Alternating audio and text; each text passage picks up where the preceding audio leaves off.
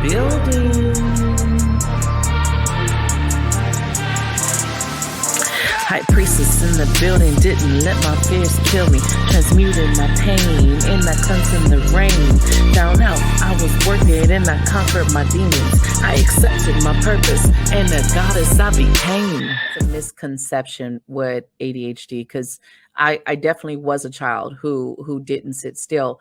And what I noticed looking back is I'm fucking brilliant. It's not that I can't learn. It's that if you were teaching me something that was boring or that something that didn't speak to me on a soul level, because I've always been that connected child, right?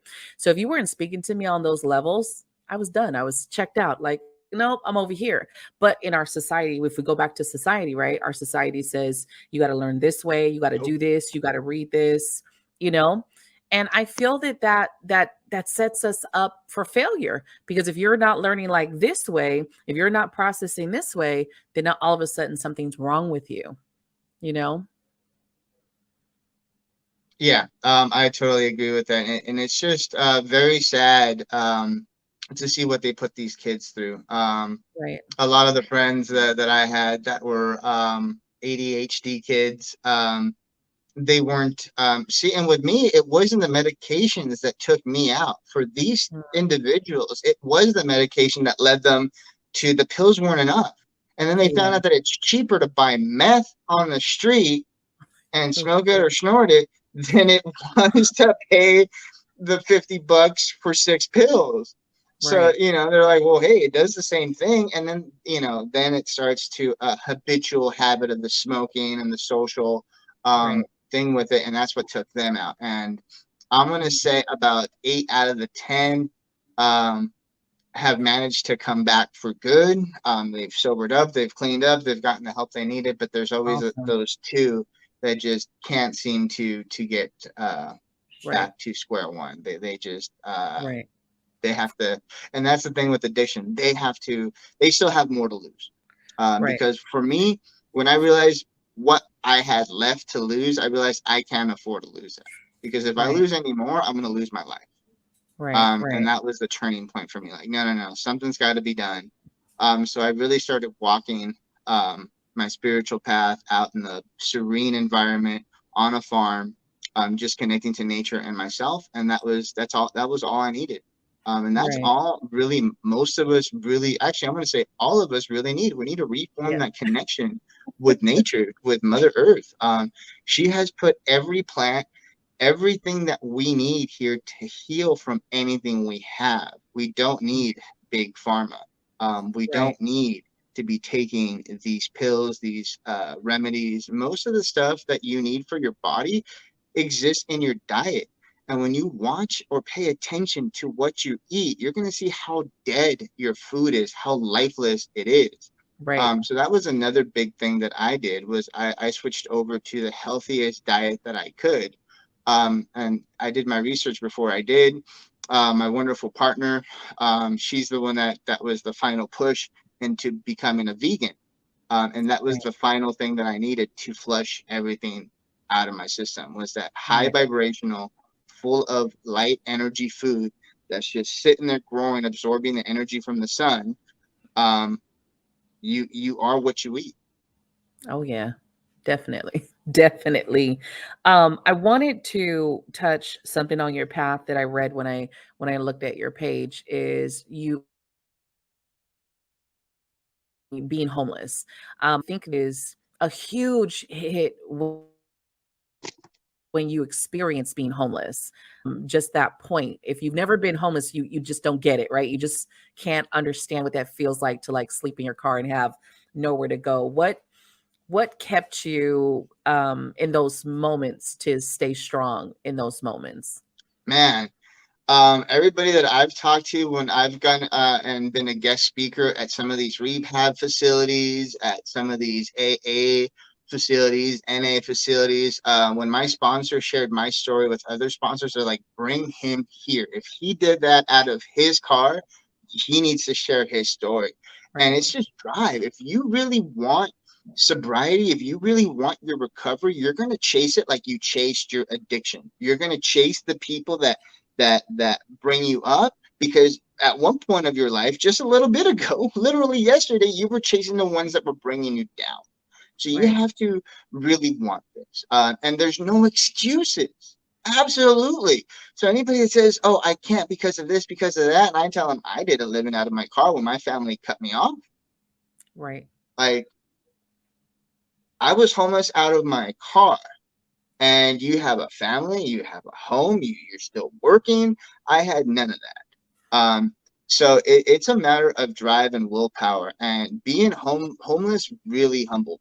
Being homeless when you don't have a bathroom, when you really need one, Right. when you're reliant on public bathrooms at the park and a water bottle to take a bath, or a shower there. Um, is very humbling. When you have to humble yourself in a community where you went to school, where you went to high school, elementary school, where everybody Mhm. knows of you when you were up and good. And then they have to pass by your car on their way to work when they have to see you. Right. That was very humbling and at the same time humiliating. But Yep. that didn't stop me. Like I didn't care because I realized it was accepting and starting to clean up the wreckage of my past. I realized, okay, I got myself into this mess. Well, I can get myself out, and this is just going to be a small movement of it. But yeah, living in the streets of LA, out of your car when you're trying to recover, um, is Yeah. huge. It is very difficult because everybody you meet seems to want to take you out. Everybody you meet is trying to come up on you. You can't really trust the people in Mm-mm. AA, NA, or any of these facilities because they're still not the better version of themselves. They still have those addict mentalities, and if they see something that they like in your car, well, you're still at risk, right? So Right. that was the main thing was avoiding the parking tickets, not oversleeping on street sweeper days, knowing the cycles of what opens at what time so you can use the bathroom early in the morning, use it before you go to bed, because Right. that's honestly the most difficult challenge is having a bathroom you can use. Right. Like the luxuries that we know of, right? Especially in America, we're very spoiled here. I think a lot of people are very spoiled here. And then when you get to that level where everything is stripped, it is an eye opener. It's definitely I've been homeless myself. So it's an eye opener, and it is that brings you down to reality of that whole shit. I'm in this space and I don't want to ever go back to that. That's one thing I would tell myself is I never want to go back to that space of being just this nothing. Like this is my life. Like I'm not doing nothing with it. I'm just in this space. And I think for me it was yeah, no, I can't do this. This got to change. I do believe in the you have to want it, right? You were talking about that you can't trust the people in AA. I'm glad you brought that up because I actually work with a woman who is going through her recovery. I think she's been like 100 and something days clean. And so much props to her. But she had to actually stop going to the AA group, I believe it is, because of her holding her crystals. She would hold her crystals. She's getting into crystals now. And some of the people would be telling or talking down to her from holding the crystal, or telling her that if she doesn't follow the Bible, it's wrong. And so this is No, someone no, who, because see, that's the thing that I had to tell people, right, and I grab the big blue book and I say, show me, because you got to educate yourself. You got to read what Bill left us, right? So I grabbed the book and I handed it to them, and I'm like, first thing they're gonna say is that a man can't sponsor a woman and a woman can't sponsor a man. I grabbed the mm, book and I said, you find the page where that's written and you show it to me, and we'll be cool, right, right? They never come back. The second mm, thing is it says a higher power of your own calling, of your own whatever you can relate to. If it's right, Batman, if it happens to be Spider-Man, if it's SpongeBob, right. whatever that higher power is, right? And it says spiritual. It does not say religion ever in that book. Right, And I tell them to find that for me. So you gotta let them know, let her know, or if she's listening to this, do not let anybody detour you from those groups, and anybody that's trying to tell you who you are. Um, right, don't listen to them because those people are more broken than they realize they are. Those are the broken people that don't even realize they're broken, and because they're broken and they see you trying to get better, they're going to bring you down at all costs.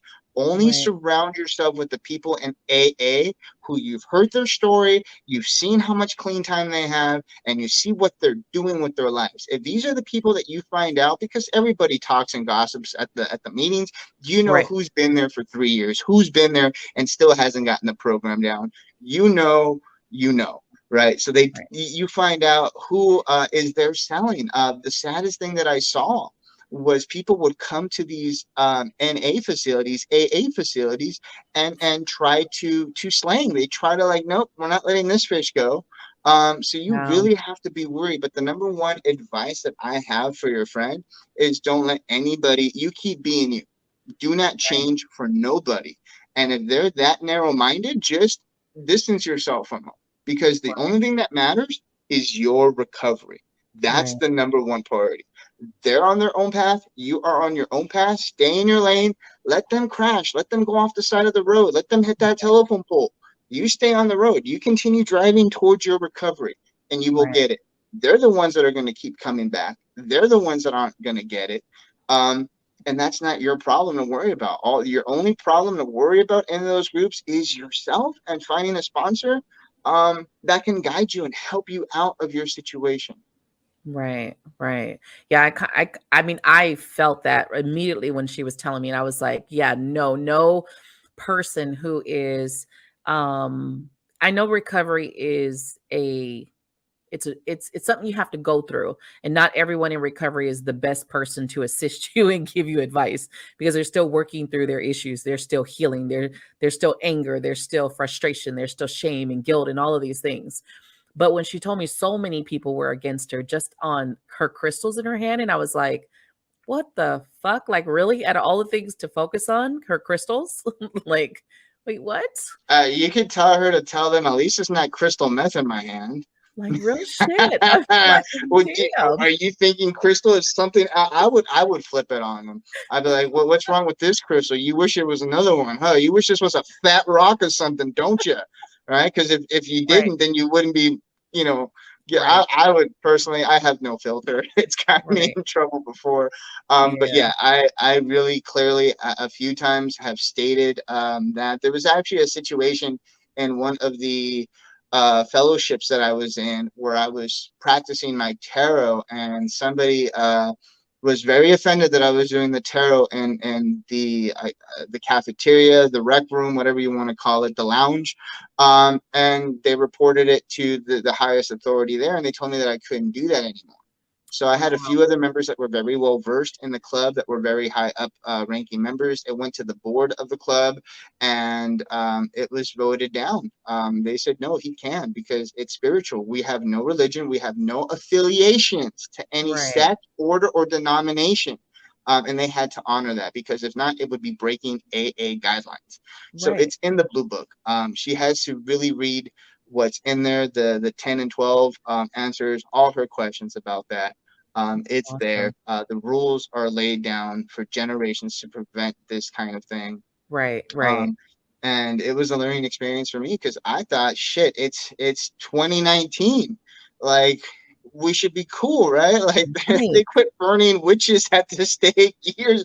No, it still happens. And if you're in the It Bible is. Belt, if you're in that region of the U.S., it's just about educating people.